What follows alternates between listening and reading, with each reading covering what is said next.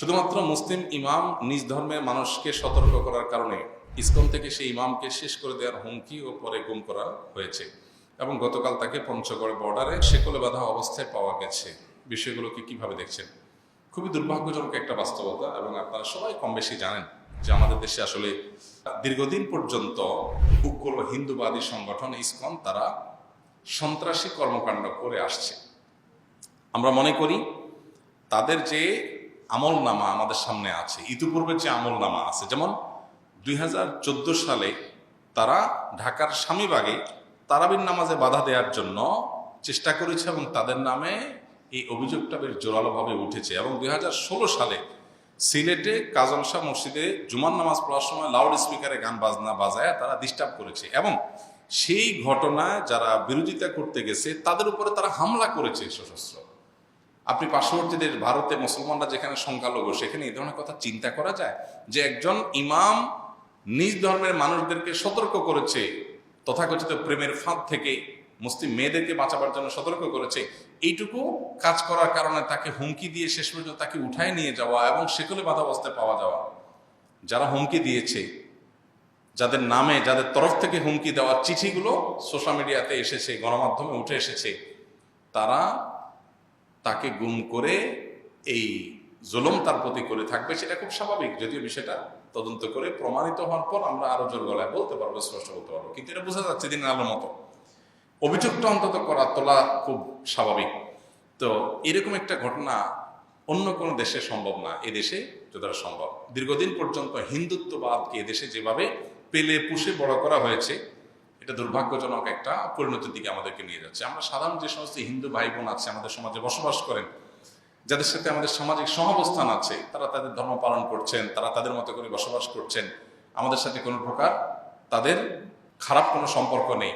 তাদের সাথে একজন মুসলমান হিসাবে আমাদের সামাজিক অবস্থানের ক্ষেত্রে কোনো প্রকার ত্রুটি থাকা উচিত না, ইসলাম আমাদেরকে সেটাই বলে। অতএব সেটা আপন জায়গায় ঠিক আছে, কিন্তু হিন্দুত্ববাদ প্রতিষ্ঠা করতে গিয়ে এই যে ইসকন এবং তাদের যে বিভিন্ন উস্কানি ইতিপূর্বে হয়েছে 14 সালে 16 সালে, এমনকি এই যে গত বছর 2024-এ চট্টগ্রামের যে আপনার কি বলে আইনজীবী যে হত্যাকাণ্ডের ঘটনা ঘটলো, সবাই কম বেশি আপনারা জানেন। এই আইনজীবী হত্যাকাণ্ডের ঘটনায় তাদের অবস্থান, তাদের সম্পৃক্ততা দিনের আলোর মতো পরিষ্কার। সারা দেশে মুসলমানরা কিন্তু শান্ত ছিল, আমরা শান্ত থাকতে বলেছি, আইন হাতে তুলে নিতে নিষেধ করেছি।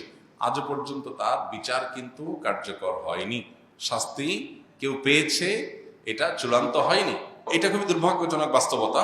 2019 সালে চিটাগাংয়ের বিভিন্ন স্কুলে মুসলমান শিশুদেরকে তারা প্রসাদ বিতরণ করেছে, এই বিষয়টি দিনের আলো মতো পরিষ্কার এবং বিভিন্ন নিউজে উঠে এসেছে। এবং তাদেরকে হরে রাম হরে কৃষ্ণ জপতে বাধ্য করার বা তাদেরকে দিয়ে জপানোর এই অভিযোগও তাদের ব্যাপারে উঠেছে 2019 সালে। এরপরে আসুন উগ্র হিন্দুত্ববাদীদের যৌন আগ্রাসন, এটা তো এখন অহরহ। বুয়েটে যে ঘটনা তোলপাড় হয়ে গেল, সে ছেলে এখন গ্রেপ্তার হয়েছে, যদিও তার নামে মামলা হয়েছে, সেখানে মামলার অভিযোগের মধ্যে স্পষ্ট লেখা আছে সে উগ্র হিন্দুত্ববাদী সংগঠন ইসকনের সাথে সম্পৃক্ত। তাহলে এখানে মুসলিম মেয়েদেরকে তথাকথিত প্রেমের ট্র্যাপে ফেলে তাদেরকে যে যৌন অত্যাচার, তাদের উপরে নিপীড়ন তাদের উপরে করা হচ্ছে। গাজীপুরে যে মেয়েটা 13 বছর উপর তারপর হয়েছে, এই ঘটনাগুলো আজকে ঘটছে তা শুধু না, এটা দীর্ঘদিন থেকে ঘটে আসছে এবং সেটা চরম একটা পর্যায়ে পৌঁছে গেছে। কারণ কি? এর অন্যতম বড় কারণ হলো আমাদের দায়িত্বশীল যারা আছে তারা এই বিষয়গুলোকে সিরিয়াসনেসের সাথে মোকাবেলা করেন নাই। সাম্প্রদায়িক সম্প্রীতি দেশে বজায় থাকুক আমরা চাই, কিন্তু যারা উস্কানিগুলো দেয় তাদেরকে দমন না করে শুধুমাত্র মুসলমানদেরকে শান্ত থাকতে বলা এবং সাম্প্রদায়িক উস্কানি যেন না হয় সেজন্য বলা, এটা হাস্যকর। আপনি এই ইস্যুগুলো বন্ধ করেন, যে ইস্যুগুলো থেকে সাম্প্রদায়িক সম্প্রীতি নষ্ট হতে পারে। এই জন্য সংশ্লিষ্ট কর্তৃপক্ষ তাদের যথাযথ ভূমিকা নিবে, সেটা আমরা প্রত্যাশা করি, তাদের কাছে আশা করি।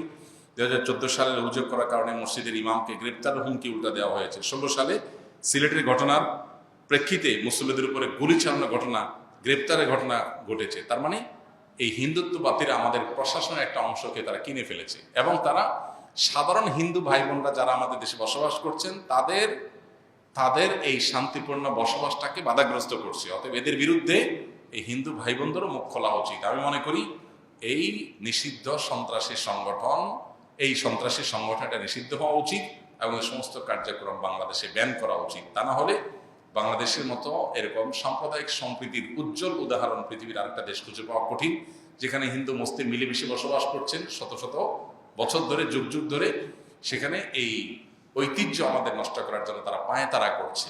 দেশের সামনে নির্বাচনকে ঘিরে দেশকে অস্থিতিশীল করার যে তাদের প্রক্রিয়া, এই প্রক্রিয়া বন্ধ করার জন্য এই ইসকনের সমস্ত কর্মকাণ্ড নিষিদ্ধ করা এটা সময়ের সবচেয়ে প্রয়োজনীয়তা। বিধায় তারা এই যে একজন ইমামকে মসজিদে তিনি তার কথা বলার কারণে অনেক অনবরত যখন হুমকি দেওয়া হয়েছে, তখনই প্রশাসন উচিত ছিল এই বিষয়টার প্রতি নজর দেওয়া। দুর্ভাগ্যজনক যে সেই ইমামকে কোথায়, সে ইন্ডিয়া বর্ডারের কাছে তাকে শেকলবাধা অবস্থায় পাওয়া গেছে, বিবস্ত্র অবস্থায়, নির্যাতিত অবস্থায়। খুবই ভয়াবহ একটা সিমটম।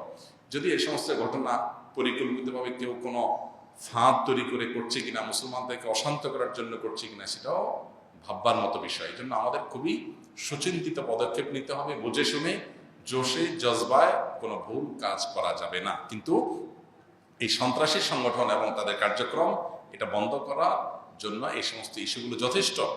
একটা সমাজকে অস্থিতিশীল করবার জন্য যারা এরকম দীর্ঘদিন পর্যন্ত প্রকাশ্যে তারা সংখ্যালঘু হয়ে সংখ্যাগরিষ্ঠ মানুষদেরকে উস্কানি দিচ্ছে, মানুষ কতক্ষণ ধৈর্য ধারণ করবে?